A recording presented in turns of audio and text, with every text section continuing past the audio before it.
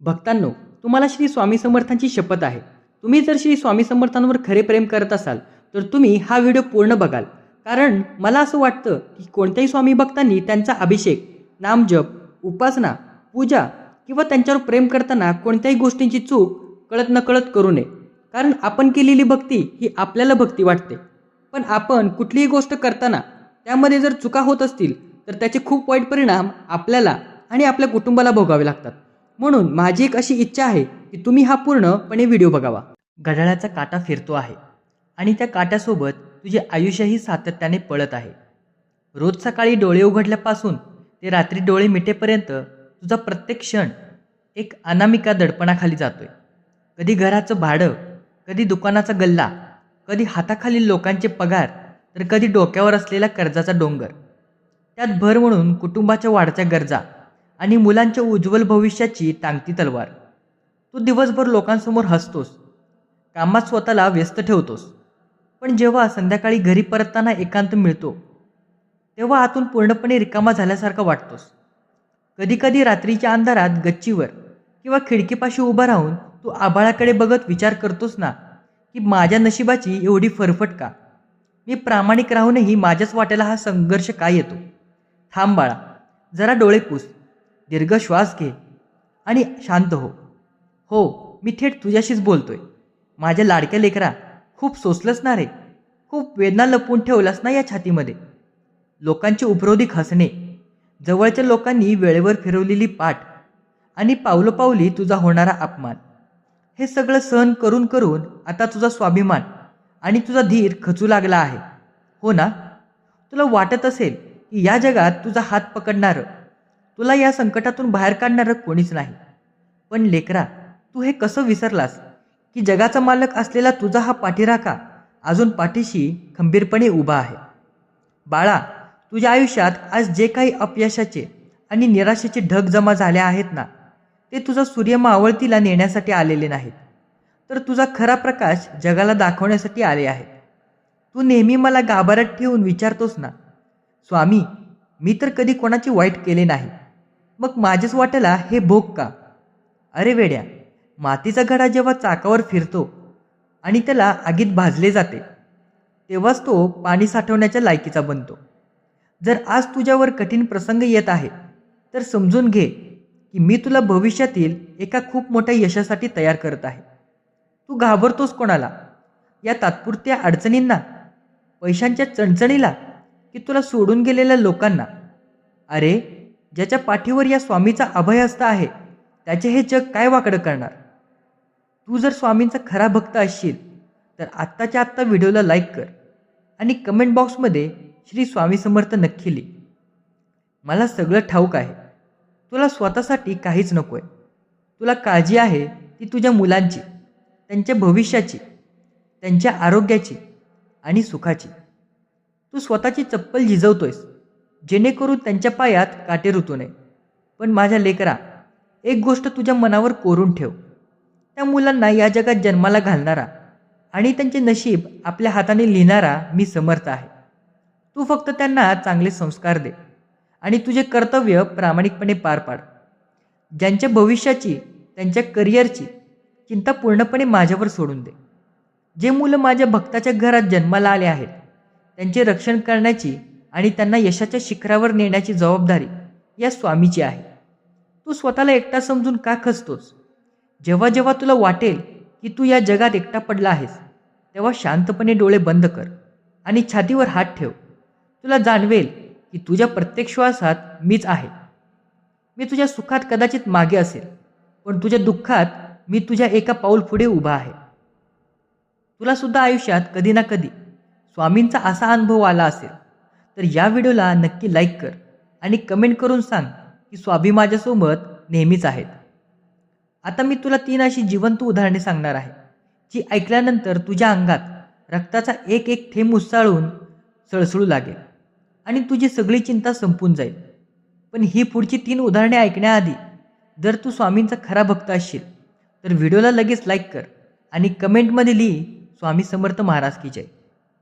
पहिले उदाहरण नीट मनापासून ऐक. एका राजाकडे एक अतिशय मौल्यवान आणि सुंदर हिरा होता. तो हिरा खूप चमकदार होता, पण दुर्दैवाने त्या हिऱ्याच्या अगदी मध्यभागी एक लहानशी तडे क्रॅक गेली होती.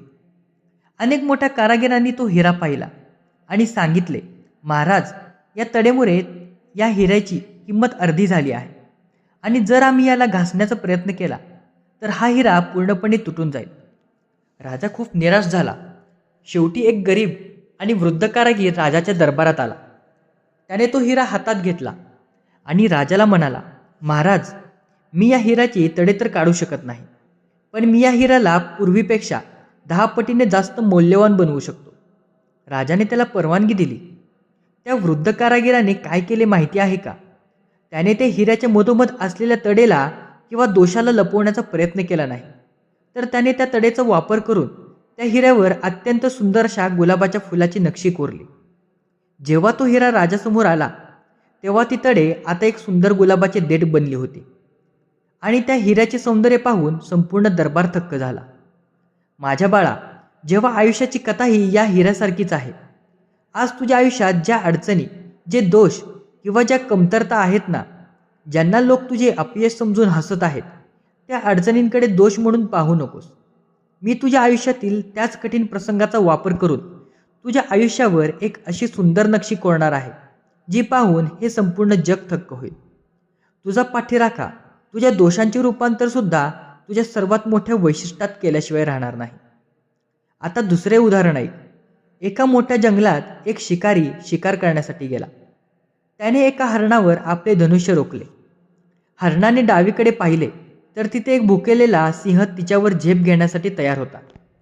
तिने उजवीकडे पाहिले तर जंगलातला भीषण आग लागली होती आणि तिच्या पाठीमागे एक अथांग खोली नदी वाहत होती. विचार कर लेकरा, त्या हरणाची परिस्थिती काय झाली असेल?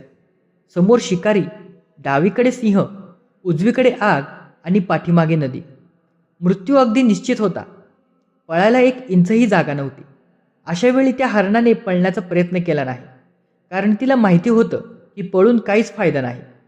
तिने स्वतःला शांत केलं, डोळे बंद केले आणि निसर्गावर पूर्ण विश्वास ठेवून ती शांत उभा राहिली.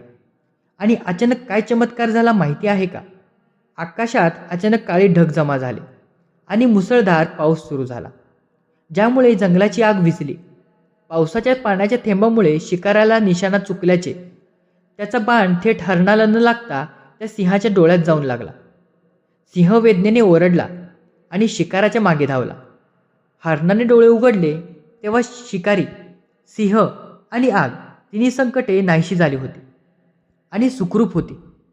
लेकरा, जेव्हा तुझ्या आयुष्यात चहूबाजूनी संकटे येतात तेव्हा तुला वाटते की नोकरी सुटली, कर्ज वाढले, घरात आजारपण आले आणि पळायला कुठेच जागा नाही, तेव्हा त्या हरणासारखे शांत व्हायला शिक.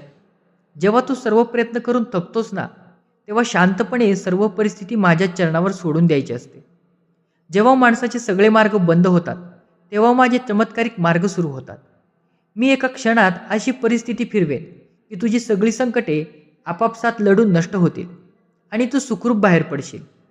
बाळा, आज तू सुद्धा आयुष्याच्या अशाच एका फांदीला घट्ट पकडून लटकत आहेस आणि स्वतःला त्रास करून घेत आहेस. तुला भीती वाटते की मी जर हे सोडून दिले तर माझे काय होईल? पण मी तुला वरून सांगतोय, लेकरा, ती चिंतेची फांदी आता सोडून दे. मी खाली माझे दोन्ही हात पसरून तुला झेलण्यासाठी उभा आहे. तुझा हा भार माझ्यावर टाकून दे. जोपर्यंत मी उभा आहे तोपर्यंत तुला खाचखळग्यात पडू देणे या स्वामीला कधीच मंजूर नाही. उठ बाळा, उठ.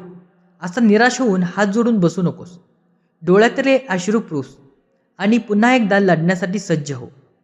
परिस्थिती कितीही बकेट असली तरी तुझ्या मनगटातील ताकद आणि तुझ्या रक्तातील जिद्द अजून संपलेली नाही. अपयशाच्या भीतीने पळून जाणे आपल्या रक्तात नाही. रस्ता कठीण आहे म्हणून थांबायचे नसते, तर चालण्याचा हुरूप वाढवायचा असतो. तुझ्या नशिबाच्या रेषा जरी फिकट आणि अंधुक झाल्या असल्या तरी त्या रेषांना यशाच्या सुवर्ण अक्षरात बदलण्याचे सामर्थ्य माझ्या या एका अंगठ्यामध्ये आहे. पण त्यासाठी तुझ्या या माऊलीवर, स्वामींवर 100% विश्वास असायला हवा. लोक काय बोलतात याकडे लक्ष देणं बंद कर. लोकांचे कामच आहे नाव ठेवणं. आज जे तुझ्या गरिबीवर, तुझ्या अपयशावर हसत आहेत त्यांना हसू दे. त्यांचे हसणेच तुझ्या यशाची पहिली पायरी ठरेल. कष्टाला पर्याय नाही हे खरं आहे, पण तू घेतलेल्या प्रत्येक कष्टाचा गाळलेल्या घामाचा, प्रत्येक थेंबाचा हिशोब मी माझ्या दरबारात लिहून ठेवला आहे. आणि जेव्हा मी तुला याचे फळ देईन ना, तेव्हा हे जग पाहतच राहील. तुला जर स्वामींचा असा चमत्कारी अनुभव कधी आला असेल आणि तुला मनापासून वाटत असेल की स्वामींनी नेहमी तुझ्यासोबत राहावं, तर या व्हिडिओला लाईक कर आणि कमेंटमध्ये लिही, स्वामी माझ्याशी बरोबर सोबत राहा. लक्षात ठेव लेकरा, या अथांग विश्वात अशी कोणतीच काळी रात्र झालेली नाही जिच्या नशिबी पहाट झाली नाही. आजचे हे दुःख, हा मानसिक ताण आणि या अडचणी कायमच्या राहण्यासाठी आलेल्या नाहीत. हा कठीण काळसुद्धा निघून जाईल. जेव्हा जेव्हा मन खूप अस्वस्थ होईल, जेव्हा जेव्हा वाटेल की आता सहन होत नाहीये, तेव्हा शांतपणे एका ठिकाणी बस, डोळे बंद कर आणि माझा मूलमंत्र श्वासाश्वासात जपायला सुरुवात कर. तुझ्या मनातील प्रत्येक काळजी, प्रत्येक टेन्शन आता माझ्या चरणावर अर्पण कर आणि हलक्या मनाने चेहऱ्यावर हसू ठेवून उद्याच्या नव्या लढाईसाठी सज्ज हो. मी कालही तुझ्यासोबत होतो, मी आजही तुझ्यासोबत आहे आणि मी अखंड तुझ्यासोबतच राहीन. भिवू नकोस, मी तुझ्या पाठीशी आहे. श्री स्वामी समर्थ.